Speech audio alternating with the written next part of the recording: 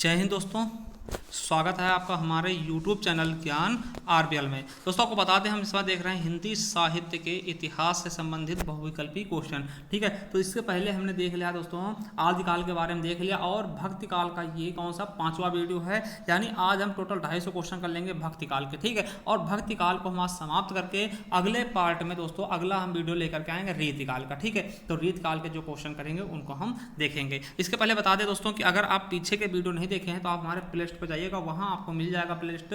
ठीक है, हिंदी साहित्य का इतिहास बहुविकल्पी प्रश्न के नाम से, तो वहां जाकर के आप एक क्रम में लगी हुई वीडियो आराम से देख सकते हैं। तो चलिए दोस्तों शुरू करते हैं इस वीडियो को। उसके पहले बता दें कि अगर आप पहली बार हैं चैनल तो सब्सक्राइब कर लीजिएगा, क्योंकि दोस्तों हम इसके बाद रीतकाल के बाद आधुनिक काल के भी क्वेश्चन हम करवाने वाले हैं इसी तरीके से। ठीक है, तो दोस्तों आपके लिए बहुत ही इंपॉर्टेंट होने वाला है। तो चलिए शुरू करते हैं दोस्तों इस वीडियो को। ठीक है, चलिए। तो दोस्तों 196वां क्वेश्चन कौन सा है कि भक्ति रसामृत सिंधु किसकी काव्य रचना है दोस्तों। तो ये किसकी है, इसके बारे में आपको बताना है मेरे दोस्तों कि भक्ति रसामृत, ठीक है, किसकी रचना है दोस्तों। तो 196 का बिल्कुल सही ऑप्शन हमारा क्या हो जाएगा, रूप गोस्वामी जी। ठीक है, चलिए अगला है आख्यान काव्य में मसनबी शैली के प्रयोक्ता कवि कौन है दोस्तों। किसने इस शैली का प्रयोग किया है आख्यान में दोस्तों, तो आपको बता दें किसने किया है, तो मलिक मोहम्मद जायसी जी ने इसका प्रयोग किया है। चलिए अगला है शोभित कर नवनीत लिए घुटरून चलत रेणुतंद मंडित मुख दध लेप किया दोस्तों। ये सूरदास ने दोस्तों किया है। ये वर्णन किसने किया है, सूरदास ने किया है। किसके लिए, तो श्री कृष्ण के बाल्य अवस्था का, यानी इसमें वात्सल्य रस का प्रयोग किया है, इसीलिए इनको दोस्तों वात्सल्य रस सम्राट भी कहा जाता है सूरदास जी को। चलिए अगला है जब ते प्रीत श्याम के ते कीनी ता दिन ते मेरे इन नैनने ने कहूँ नींद न लीनी दोस्तों। ये किसकी पंक्तियां हैं मेरे दोस्तों, किसकी हैं, तो हमारा 199 का बिल्कुल सही ऑप्शन हो जाएगा परमानंद दास की। इसकी परमानंद दास जी की है रचनाएं। चलिए अगला है कि भक्ति काल को ईसाई धर्म की देन कौन कहा, किसने कहा दोस्तों। हम कहते हैं कि भक्ति काल ईसाइयत की देन है दोस्तों। ठीक है, तो ये कथन किसका है दोस्तों, तो आपको पता होगा जॉर्ज ग्रियर्सन का। किसका, जॉर्ज ग्रियर्सन का। अगला है भक्ति काल को इस्लामी प्रभाव कौन मानता है दोस्तों, ग्रियर्सन, हजारी प्रसाद द्विवेदी, रामचंद्र शुक्ल या फिर राम कुमार वर्मा दोस्तों। तो इसका बिल्कुल सही ऑप्शन क्या हो जाएगा हमारा, रामचंद्र शुक्ल जी क्या कहते हैं, ये इस्लामी प्रभाव का देन है दोस्तों। ठीक है, चलिए अगला क्वेश्चन देखते हैं दोस्तों। भक्ति काल को बौद्ध धर्म की देन कौन मानता है दोस्तों। भक्ति काल को बौद्ध धर्म की देन कौन मानता है दोस्तों, तो आपको बताते हैं हजारी प्रसाद द्विवेदी जी भक्ति काल को बौद्ध की देन मानते हैं। चलिए अगला कौन है दोस्तों, अगला क्वेश्चन क्या है, ब्रज कोकिल कहा जाता है दोस्तों।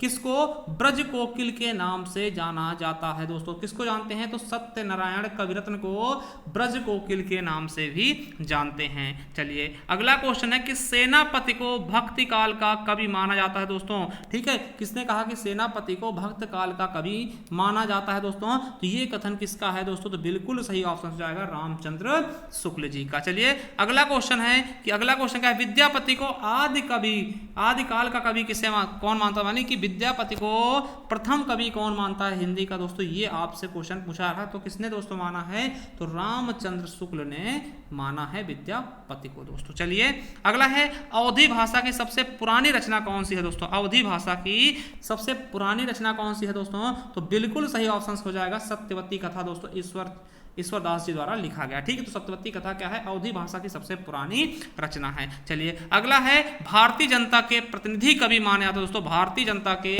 प्रतिनिधि कवि माने जाते हैं दोस्तों, तो किसको माना जाता है दोस्तों, तो किसको, तुलसीदास को। ठीक है, चलिए अगला क्वेश्चन है सूफी किस संप्रदाय से संबंधित है दोस्तों। सूफी जो काव्य है दोस्तों वो किस संप्रदाय से संबंधित है दोस्तों, तो आपको पता होना चाहिए बेसरा संप्रदाय से। किससे, बेसरा संप्रदाय से संबंधित है सूफी दोस्तों। ठीक है, चलिए 109 नंबर क्या है, केशवदास को भक्ति काल में गिना है। तो केशवदास को कौन भक्ति काल का कवि मानते हैं, वैसे आपको पता है रीत काल के कवि मानते हैं, मगर केशवदास को भक्ति काल में किसने गिन लिया है दोस्तों, तो आपको पता होना चाहिए रामचंद्र शुक्ल ने केशवदास दोस्तों कठिन काव्य के प्रेत को भक्ति काल में गिना है दोस्तों। ठीक है, चलिए अगला क्वेश्चन देखते हैं 210 नंबर।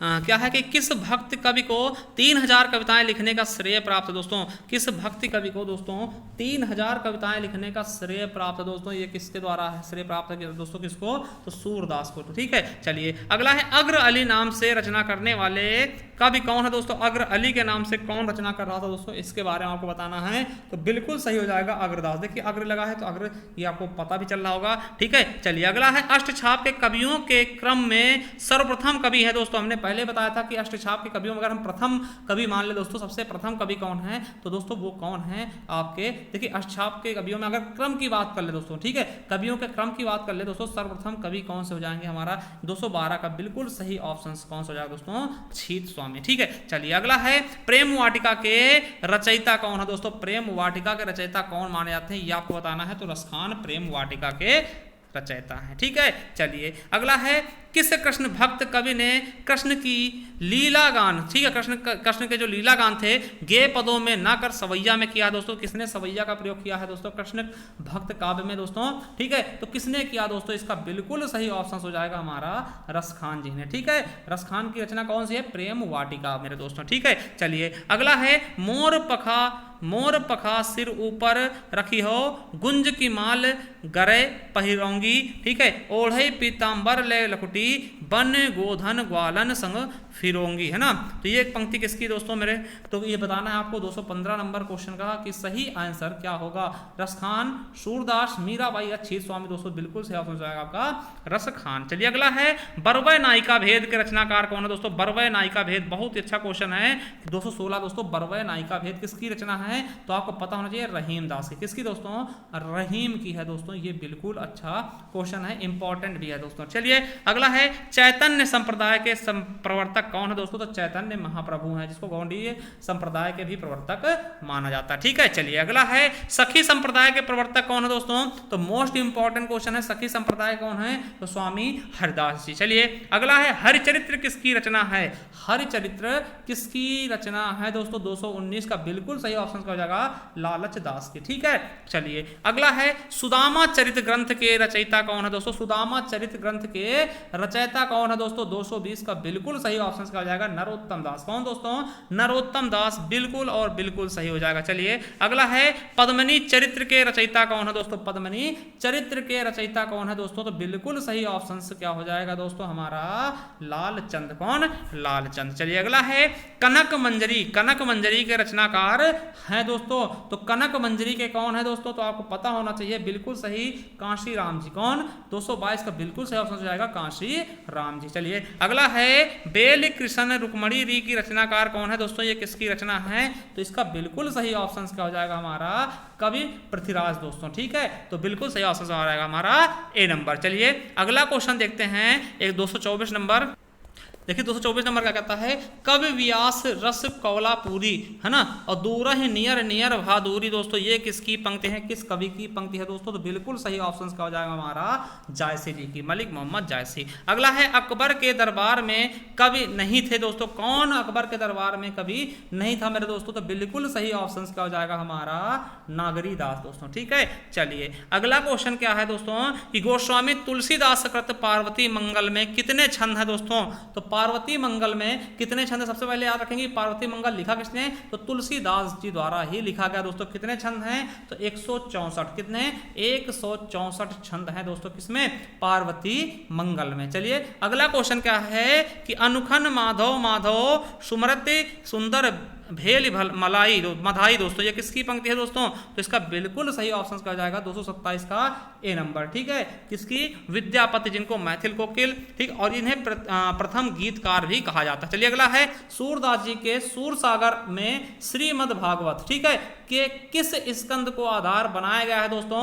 तो बिल्कुल सही ऑप्शन क्या हो जाएगा इसका? दशक स्कंद को। ठीक है, चलिए अगला है गोसाई विठल दास के किस ग्रंथ की रचना की दोस्तों? विठल दास ने कौन से ग्रंथ की रचना की है? इसका सही आंसर क्या होगा हमारा? श्रृंगार रस मंडन की। चलिए अगला है कृष्ण भक्त कवि नहीं है। कौन दोस्तों? कृष्ण भक्त कवि नहीं है मेरे दोस्तों। तो कौन नहीं? अग्रदास। ये क्या है दोस्तों? ये कृष्ण भक्त काल के कवि नहीं है। ठीक है, चलिए अगला है बीजक ग्रंथ का किस भाषा में प्रणयन हुआ है दोस्तों? बीजक का दोस्तों किस भाषा में प्रणयन हुआ दोस्तों? तो आपको बता दें कि ये कबीरदास की जो सधुकड़ी बोली है पंचमेल खिचड़ी है उसमें किया गया, यानी सधुकड़ी यानी साधु वाली जो बोली होती है उसमें किया गया। चलिए अगला क्वेश्चन है 232, विनय पत्रिका में कितने पद है दोस्तों? विनय पत्रिका में कितने पद है दोस्तों? 232 का बिल्कुल सही ऑप्शन हो जाएगा हमारा कौन सा? 300। कितने? 300। चलिए अगला है 233, गोसाई विट्ठल दास के किस ग्रंथ की रचना की दोस्तों? विट्ठल दास ने किस ग्रंथ की रचना की है ये आपको बताना है दोस्तों। 233 का बिल्कुल सही ऑप्शन हो जाएगा रसरतन के। ठीक है, चलिए अगला है सूरदास जी का जन्म कहाँ हुआ था दोस्तों? तो कहाँ हुआ था ये आपको बताना है। सूरदास जी का जन्म कहाँ हुआ था दोस्तों? तो कहाँ हुआ था कि दिल्ली के निकट सीही नामक स्थान पर दोस्तों। ठीक है, तो सीही नामक स्थान पे हुआ था दोस्तों। ठीक है, चलिए अगला क्वेश्चन कि तुलसीदास जी को मुगल काल का सबसे महान व्यक्ति किसने कहा दोस्तों? ये भी इंपॉर्टेंट क्वेश्चन है कि मुगल काल का सबसे महान व्यक्ति तुलसीदास को किसने कहा है दोस्तों? तो स्मिथ ने कहा, एडम स्मिथ ने। ठीक, चलिए अगला क्वेश्चन है कि तुलसीदास जी ने कलयुग का वर्णन रामचरितमानस से किस कांड में किया दोस्तों? कलयुग का वर्णन किस कांड में किया है? तो ये आपको बताना है तुलसीदास जी ने। ठीक है, तो दोस्तों किसमें किया है? तो 236 का हमारा उत्तर कांड हो जाएगा। ठीक है, उत्तर कांड में आपको बताते हैं कि कितना कांड का सबसे छोटा कांड है और बाल कांड सबसे बड़ा कांड है और टोटल कांडों की संख्या 7 है दोस्तों। इसलिए बता रहा है क्योंकि ये क्वेश्चन आपके एग्जाम में पूछे आते हैं। चलिए अगला है निम्नलिखित में से रामचरितमानस का टीका किसने किया? ठीक है, टीका किसने लिखा था रामचरितमानस का दोस्तों? तो बिल्कुल सही ऑप्शन हो जाएगा 237 का ए नंबर, क्या? महेंद्र रामचरण ने दोस्तों। ठीक है, अगला है स्वयमागत के रचनाकार कौन है दोस्तों? तो कौन है हमारा? 238 का बिल्कुल सही ऑप्शन का हो जाएगा मैथिली शरण गुप्त जी। ठीक है, कौन से? मैथिली शरण गुप्त जी। चलिए अगला क्वेश्चन देखते हैं। नेक्स्ट क्वेश्चन क्या है हमारा? अगला क्वेश्चन है तुलसीदास नाटक के रचनाकार कौन है मेरे दोस्तों? तो 239 का सही ऑप्शन कौन सा हो जाएगा हमारा? कौन सा हो जाएगा? जगन्नाथ प्रसाद चतुर्वेदी जी। ठीक है, चलिए अब देखिए 240 क्वेश्चन का है, इसमें आपको मिलान करना है। क्या करना है दोस्तों? मिलान करना है। देखिए बहुत अच्छे क्वेश्चन है, इस तरह से आपके एग्जाम में क्वेश्चन पूछे आते हैं, तो मिलान करके बताना है कौन सा संप्रदाय के संस्थापक कौन है मेरे दोस्तों। ठीक है, तो चलिए देखते हैं दोस्तों कि देखिए पहला है रसिक संप्रदाय। देखिए रसिक संप्रदाय किसका है दोस्तों? हित हरिवंश जी का है। क्या रसिक संप्रदाय किसका है? तो हित हरिवंश का है। ठीक है, और वहीं बात कर लें स्वसुखी संप्रदाय दोस्तों, तो स्वसुखी संप्रदाय किसका है? अग्रदास का। किसका है?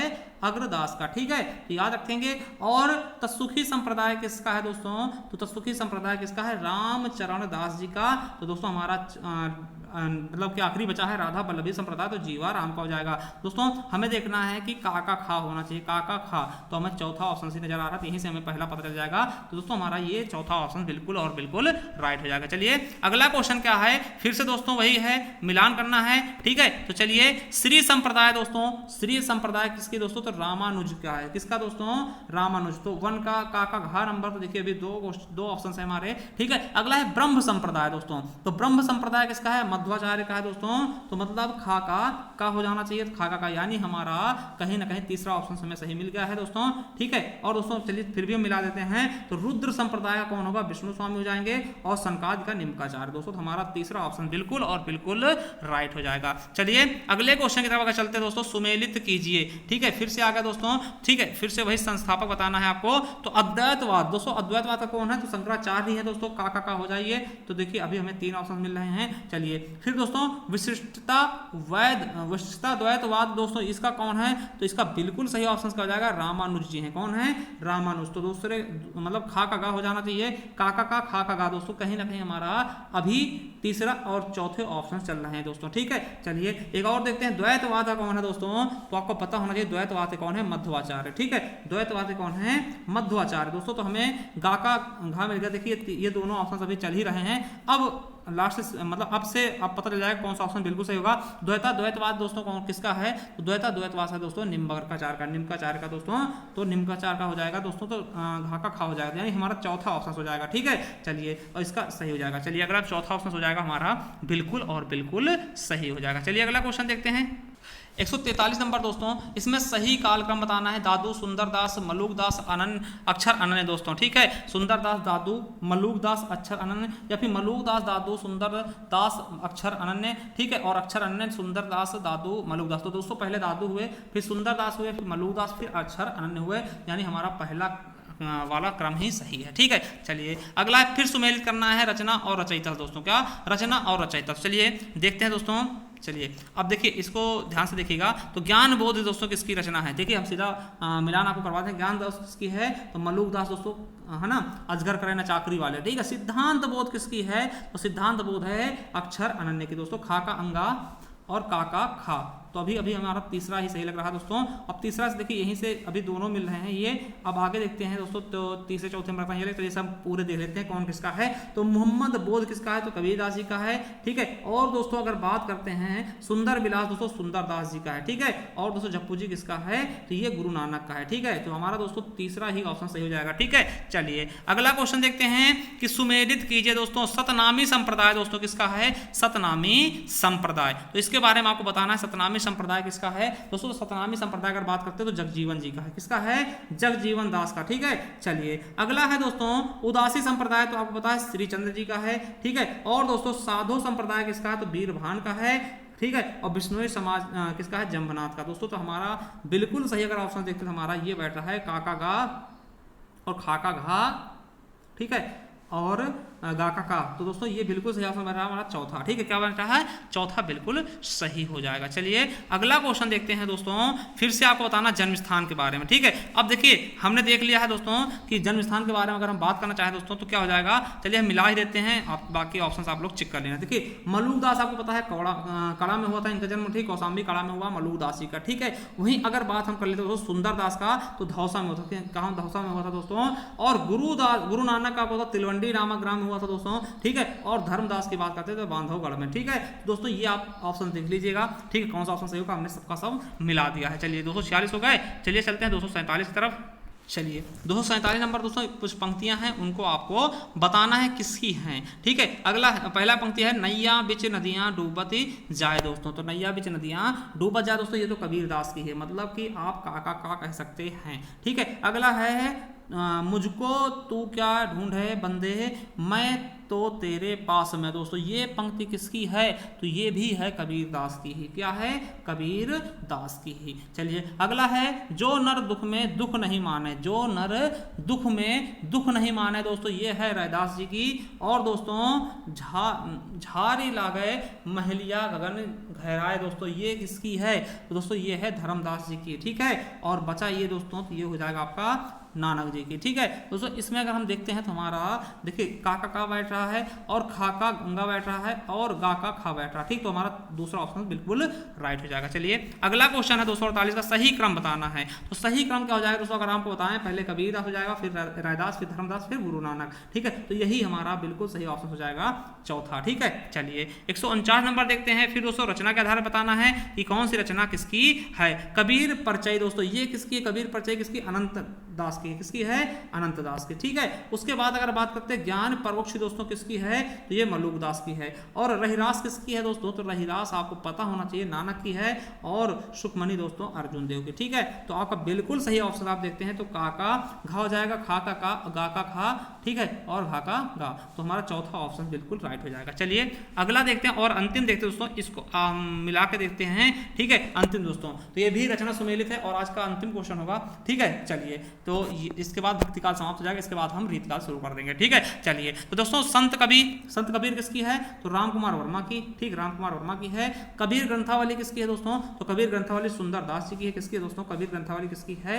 सुंदरदास जी की, ठीक है। और वहीं बात करते हैं कबीर किसकी? हजारी प्रसाद द्विवेदी जी की है। और दोस्तों बचा क्या? कबीर वचनावली दोस्तों। तो कौन बच गया आपका? अयोध्या सिंह हरिओद उपाध्याय, जिसको खड़ी बोली का महाकवि कहते हैं, ठीक है। आपको पता होगा क्योंकि खड़ी बोली का प्रथम महाकाव्य इन्हीं द्वारा लिखा गया। दोस्तों ये हो गए आपके पूरे 250 क्वेश्चन कंप्लीट हो गए हैं, यानी कि आपका भक्तिकाल कंप्लीट हो गया है। अब हम देखने वाले हैं रीतकाल के बारे में। चलिए दोस्तों अगर आपको वीडियो पसंद आई तो चैनल सब्सक्राइब करना मत भूलिएगा, ठीक है। और मिलते हैं नेक्स्ट वीडियो में, तब तक के लिए जय हिंद, जय भारत, वंदे मातरम।